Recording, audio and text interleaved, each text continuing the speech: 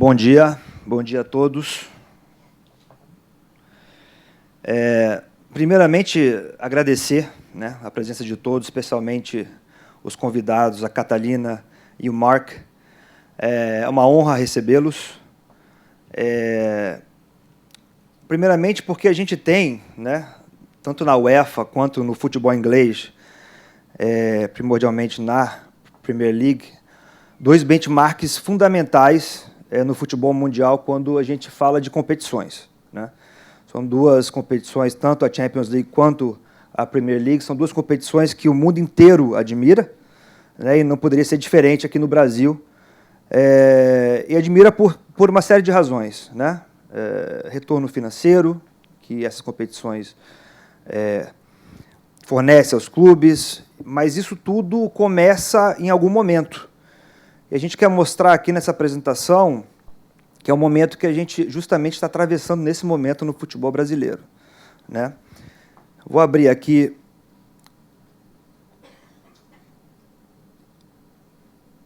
o case da Premier League, que foi falado no primeiro dia aqui, no painel do Edu, com mais profundidade essa questão, mas é muito simples esclarecer aqui que, em algum momento, o conceito desse slide aí é apenas mostrar que, em algum momento, foi necessário mudar.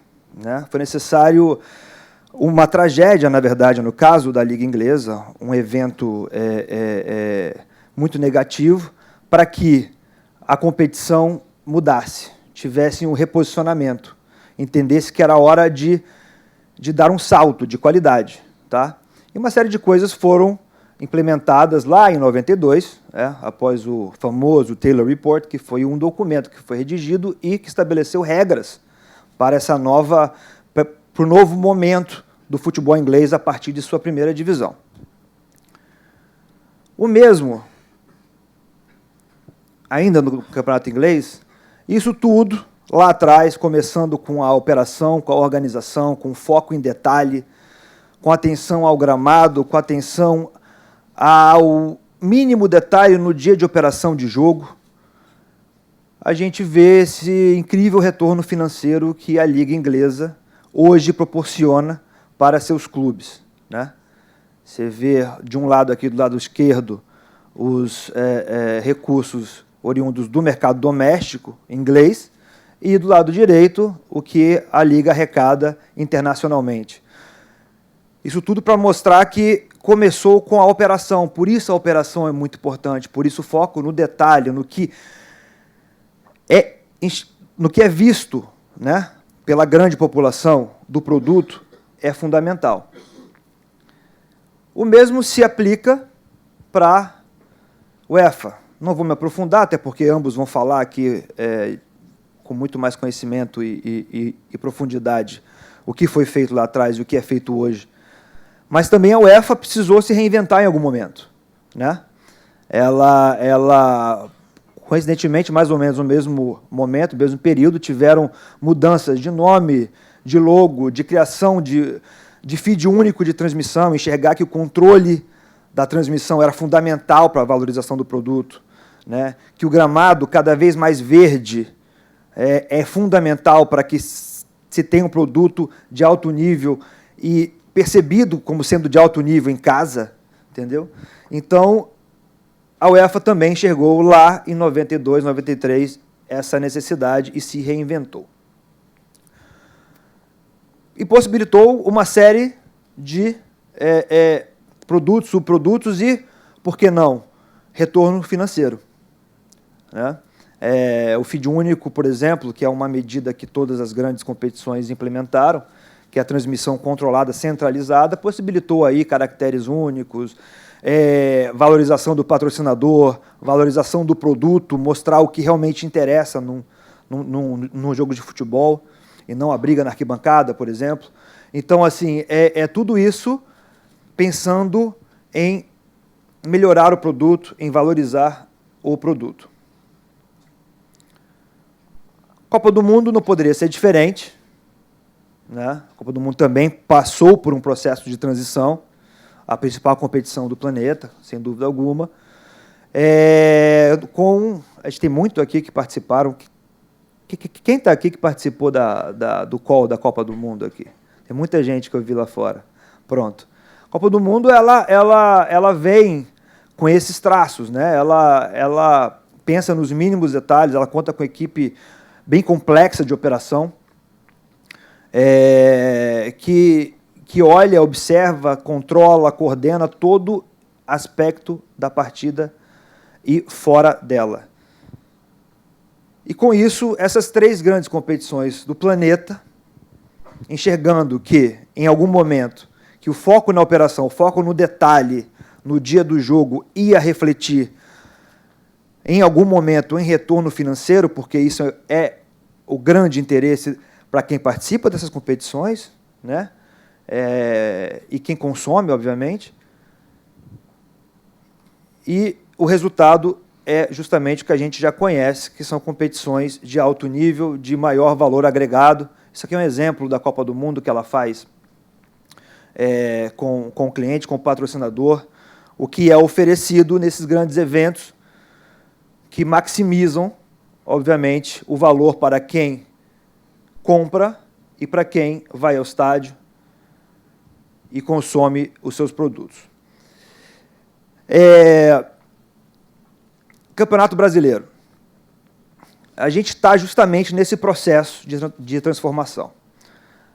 Enxergamos que era o momento, a gente está vindo de uma Copa do Mundo no país, um momento especial onde a gente conseguiu ter uma série de arenas muito interessantes para a prática do futebol, onde o mercado se torna mais maduro para entender essas demandas, onde os clubes se tornam mais conscientes dessas necessidades, né?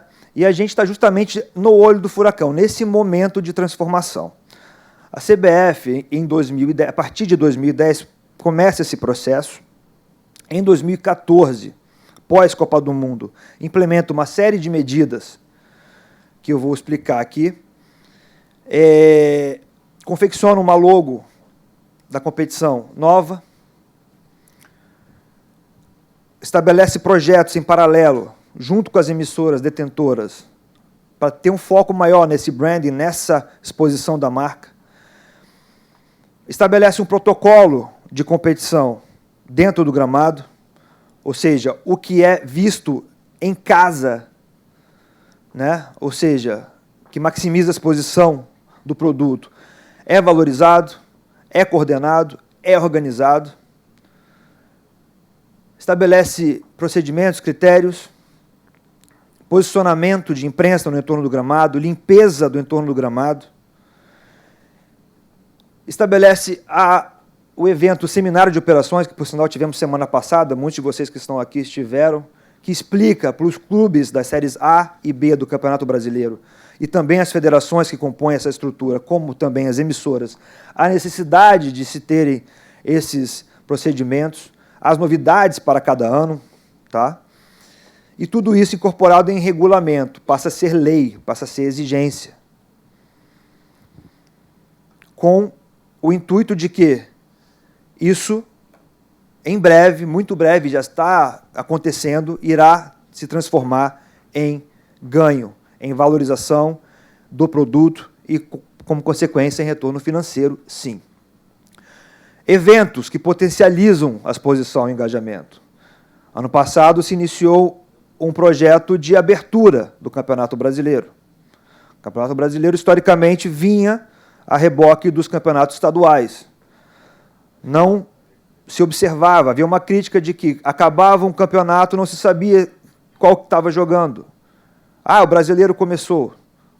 Não, o brasileiro ele é a principal competição do país, ela vai ser valorizada. Então, a gente tem algumas medidas para isso, como a cerimônia de abertura. A cerimônia de abertura teremos agora, domingo, sempre no estádio do clube campeão, do último campeão, no Allianz Parque, será no estádio do Palmeiras. O Thiago daqui da equipe não me deixa mentir, teremos uma abertura oficial do Campeonato Brasileiro para marcar e valorizar esse produto que está começando. Cerimônia de premiação, algo que foi reinventado. Havia morrido, foi revitalizada. E a principal medida nos últimos 2 anos, que é justamente a preocupação com o palco do show. Isso para a gente, pessoal, isso tenho certeza que a UEFA e o Mark do Middlesbrough, da Liga Inglesa, irão tocar nesse assunto. Isso, sem dúvida, é a principal preocupação de qualquer competição. Isso é o que é mostrado na televisão 99,9% do tempo. É o gramado. Se o gramado não estiver bom, a competição começa mal. Isso é um fato. Isso foi visto em qualquer competição do planeta. Isso é uma preocupação central da FIFA em Copa do Mundo. Quem participou do call não me deixa mentir. Isso é uma preocupação central da UEFA, da Liga Inglesa e, por que não, do Campeonato Brasileiro. Começamos ano passado, o chamado Projeto Gramados, que primeiro a gente observou que havia uma discrepância com relação a tamanhos, medidas de campo. Tá? Tínhamos estádios enormes, de tamanhos enormes, gramados enormes, outros bem menores, até porque a FIFA estabelece um mínimo e um máximo, então você fica muito livre para poder ter estádios de tamanhos distintos. O CBF corrigiu essa distorção. 105 por 68 e todas as outras medidas que, pasmem, havíamos estádios que tinha a diferença de quase 1,5 metro de uma marca de pênalti de um lado para o outro. A gente tinha pequena área diferente de tamanho no mesmo estádio. E por aí vai. Isso tudo foi corrigido. Para as séries A e B, e para esse ano entrou a Série C do Campeonato Brasileiro. Passamos relatórios para cada um dos clubes da qualidade do seu gramado. A qualidade do gramado é uma coisa, além de ser muito trabalhosa, é muito cara. A gente precisa passar por um processo de convencimento, engajamento dos clubes. Nós trouxemos aqui todas as pessoas que cuidam de gramados em todos os estádios da Série A e Série B do Campeonato Brasileiro ano passado. Muitos deles nunca haviam viajado de avião. É aquele senhorzinho que cuida do gramado, que veio aqui, veio ouvir uma palestra da nossa especialista, que fez gramados de Copa do Mundo, para entender a importância, como cuidar, como manejar, como cortar, como fazer o plantio, como irrigar, enfim, todas as melhores práticas para você ter um gramado de qualidade. Foram ao Maracanã para ver em loco alguns dos maquinários mais modernos, como que faz alguns processos, e saíram daqui satisfeitos. Esse ano, de novo, a segunda edição do Projeto Gramados, a gente conferiu novamente as medidas. Estamos passando, ainda essa semana, o relatório da qualidade de cada gramado, das séries A, B e C do Campeonato Brasileiro. E incluímos a questão da iluminação. A iluminação também é um fator fundamental para o espetáculo, porque jogos à noite são jogos de muita frequência em campeonatos nossos, e como o nosso foco aqui é valorizar o produto tem que ser bem visto, e a iluminação é fundamental. Estava conversando com o Mark ontem. Mark, if you may, I'll just get into your subject a bit. Eu vou falar um pouco, não sei se ele vai tocar nesse assunto, mas ele estava falando que a exigência da Liga Inglesa, da primeira divisão inglesa, chega ao ponto de, no assunto iluminação, exigir que os clubes da primeira divisão iluminem até a 12ª fileira de arquibancada de seus estádios, com um nível de lux mínimo. Gente, realmente é um nível de exigência alto, tá? Que transcende até o campo de jogo, no caso deles.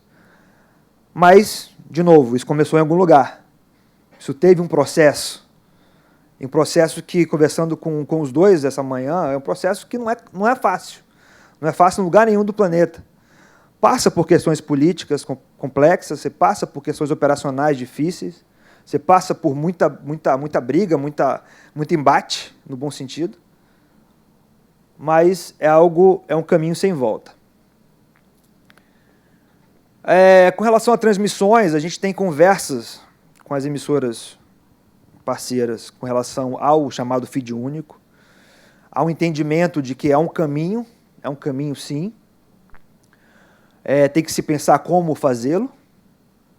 Estamos trabalhando, tem um grupo de trabalho montado para a gente poder evoluir gradativamente nesse sentido, porque a gente entende que de tudo que a gente está falando aqui, muita coisa acaba não acontecendo. O telespectador, aquele que está consumindo em casa, não consegue enxergar a qualidade de um produto, muitas vezes, se não tem essa gestão da imagem de quem coordena a competição. Então, isso tudo está sendo conversado nesse momento. Horários. A CBF tem testado alguns horários recentemente. Uma das grandes novidades foi justamente o horário de 11 da manhã, que implementamos há pouco tempo. O retorno de sábado à tarde, às 16 horas, também é um horário novo.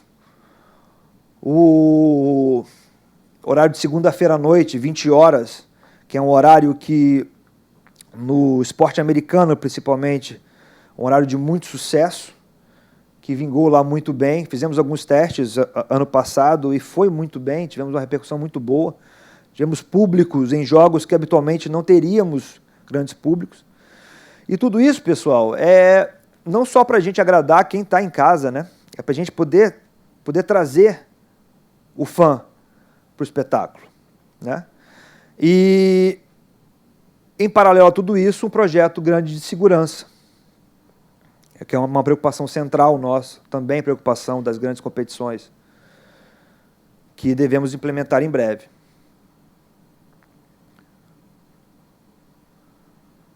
Isso tudo para dizer que num evento onde o controle é 100% da CBF, a gente consegue testar e implementar uma série de coisas e de itens que julgamos interessantes e que pretendemos implementar nos principais campeonatos nossos. A gente está falando aqui dos jogos da seleção brasileira.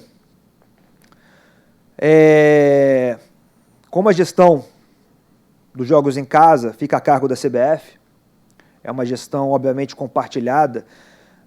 Eu e a minha equipe cuida da parte da operação para dar todas as condições possíveis e imagináveis para que o Edu e o professor Tite possam trabalhar da melhor maneira possível para que o time adversário seja bem recebido aqui, para que o trio de arbitragem seja muito bem recepcionado, que possa trabalhar nas melhores condições, com proteção, com segurança. E tudo isso é algo que a gente almeja, a gente consegue testar e passa primeiro pela escolha da sede, que hoje em dia é facilitada por conta das arenas que a gente tem hoje, como consequência da Copa do Mundo, que são belos palcos. E quando a gente chega lá, a gente faz um trabalho, né, todo um trabalho de branding, de caracterização, de identidade visual para o jogo, agregando valor àquele jogo, que não é só apenas botar a bola para rodar, é você fazer daquilo um grande espetáculo. Para que, sim, aquele que vá ao estádio se sinta confortável em pagar até um preço premium para estar ali. Porque não só ele vai ter um espetáculo dentro de campo, com grandes seleções, uma seleção brasileira com grandes craques e ídolos, como também ele vai ser muito bem recebido. Ele vai ter uma experiência muito positiva. Ele vai ter um estádio limpo, caracterizado, um gramado perfeito. Estava falando com a equipe do Edu. O gramado é uma preocupação para a comissão técnica. A gente está junto deles para fazer o possível para o gramado estar em perfeitas condições.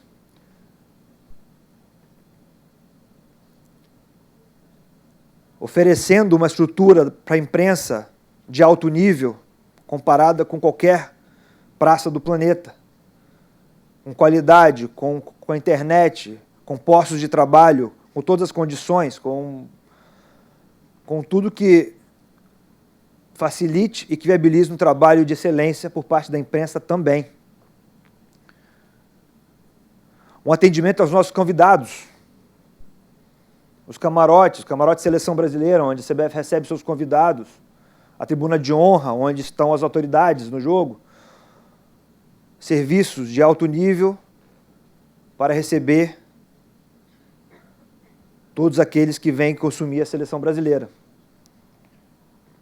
Entretenimento, o esporte visto como entretenimento, como uma alternativa de entretenimento. Porque hoje, pessoal, a gente que faz esporte, faz futebol, a gente sabe, a gente concorre com muita coisa.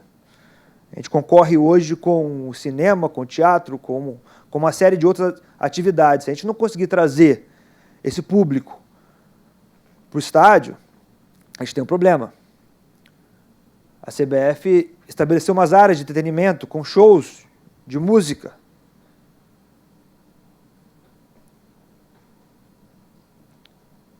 E o objetivo é esse. É a gente ter o sucesso dentro de campo e também nas arquibancadas. Ter um evento de alto nível, um evento bem elaborado, um evento identificado, caracterizado, organizado, disciplinado e de altíssimo valor agregado. Por isso, é por essas e outras que a CBF consegue, jogo após jogo, bater recordes de renda, recordes de audiência. Não é por acaso, é porque há um produto dentro de campo, mas há uma organização fora. Há uma questão fundamental que é enxergar o produto como um todo. Isso a gente tem feito aqui. E o nosso objetivo, agora eu vou deixar para os especialistas de fora também falar, porque vai ser muito interessante a palestra deles. O objetivo de todos nós aqui é sempre criar produtos melhores. E quando a gente fala do Campeonato Brasileiro, o caminho é esse. O caminho foi iniciado, estamos no processo e contamos, obviamente, com o apoio de todos e a compreensão de todos, porque não será um processo fácil, simples. Será um processo difícil, mas com certeza chegaremos no nível que nós almejamos. É isso. Obrigado.